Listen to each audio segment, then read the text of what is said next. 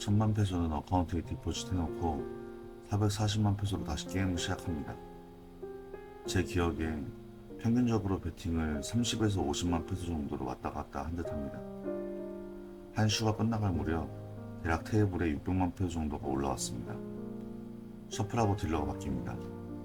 셔플 종료 후 커팅을 하고 딜러는 첫 버닝 카드를 뺍니다. 그리고 그 숫자만큼 카드를 빼는데 손놀림이 예사롭지 않습니다. 카드를 빼는 행동이 군더더기는 없지만 뭔가 감정 없이 무표정으로 카드를 뽑으면서 카드를 뒤집을 때 탁탁 한 번은 뒤집는 그 싸한 느낌이 있더라고요. 카드를 너무 천천히 뒤집어도 답답하고 너무 빠르게 확 뒤집어버리면 기분 나쁜 뭔가가 있습니다.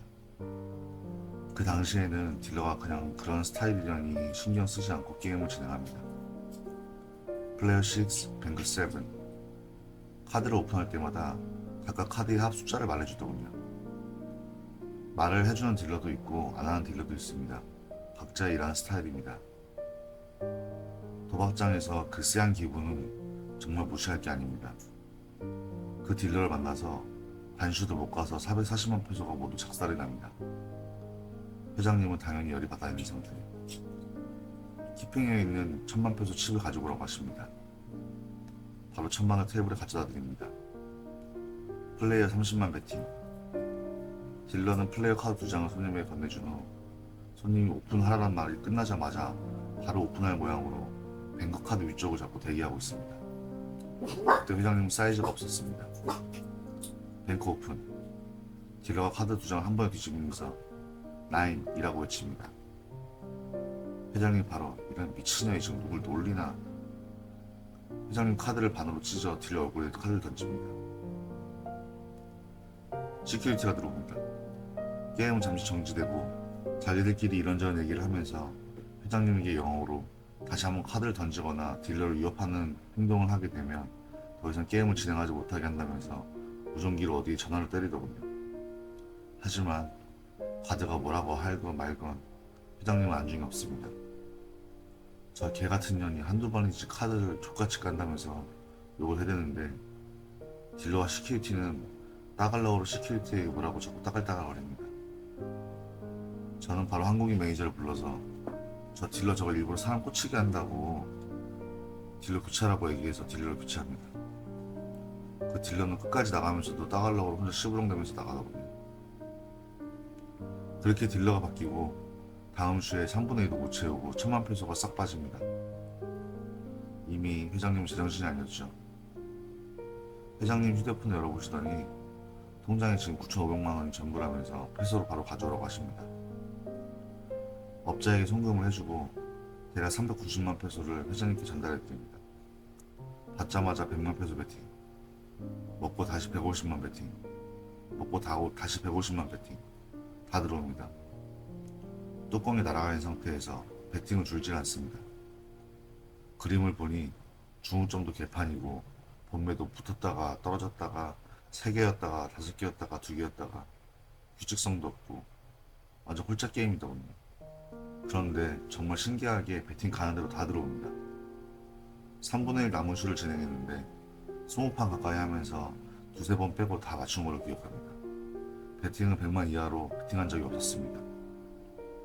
슈가 끝나고 나니 테이블에 2천만 페소 가까이 올라왔습니다. 회장님은 조금은 흥분이 가라앉으신 건지 욕하다 분수대 쪽으로 한 바퀴 걷고 오신다고 하더군요.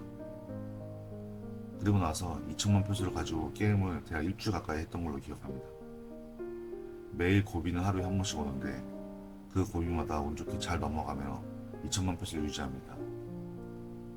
보통 첫 베팅은 20만, 맥스는 150만 페소. 맥스를 때리는 경우는 거의 없었고 평균 50에서 100만 페소 사이를 베팅하셨습니다. 한 판이 50에서 100만 페소 베팅을 하는데 롤링은 뭐 이미 터져 있었고요. 간간히 게임 끝나고 몇만 페소 잔돈이 생기면 팁처럼 주시더군요.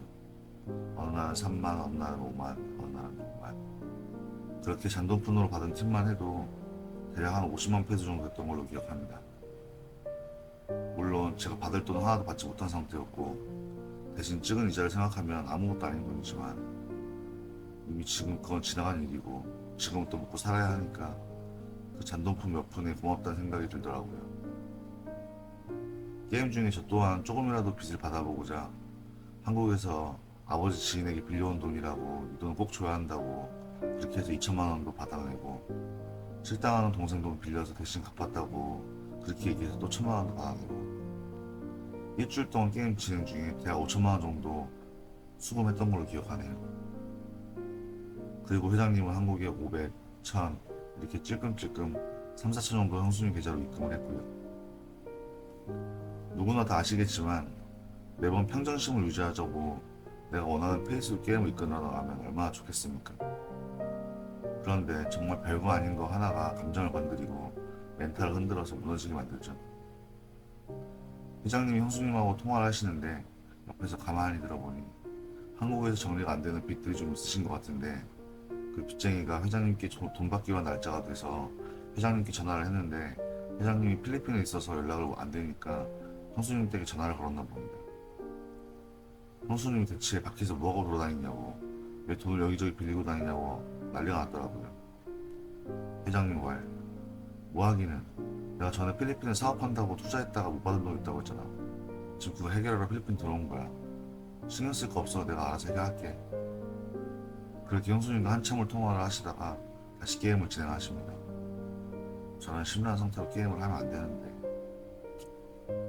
통화를 마치고 그 슈에서 2천만 페소가 넘는 돈을 모두 잃습니다. 솔직히 제 입장에선 5천만 원 정도 받았고 롤링도 많이 돌았고 그동안 받을 빚 대신 이걸로 퉁친다고 해도 아실 거 없는 상황이었어요. 그런데 역시나 회장님은 롤링 얼마나 돌았냐고 물으시더라고요. 워낙 게임을 오래 하신 분이라 한 슈에 롤링이 얼마나 돌았는지 커머션이 얼마나 나올 건지 대충 감이 있으신 분입니다.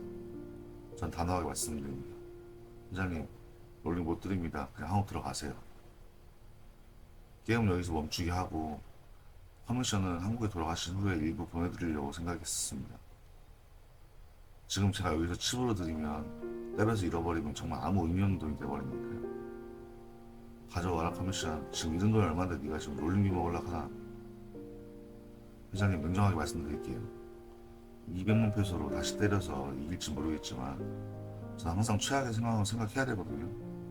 이거 다 빼드리고 다 잃으면 저는 빚정리 어떻게 하고 뭐 먹고 살아요? 야, 용팔아, 이제 안 진다. 얘 그림 팍 싹 끝났다. 하루에 5천에서 1억씩 딱딱 먹으면 된다. 또 말도 안 되는 소리를 하더라고요. 그래도 못 빼준다고 했습니다. 그 후로 사람을 그렇게 따라다니면서 괴롭히더라고요.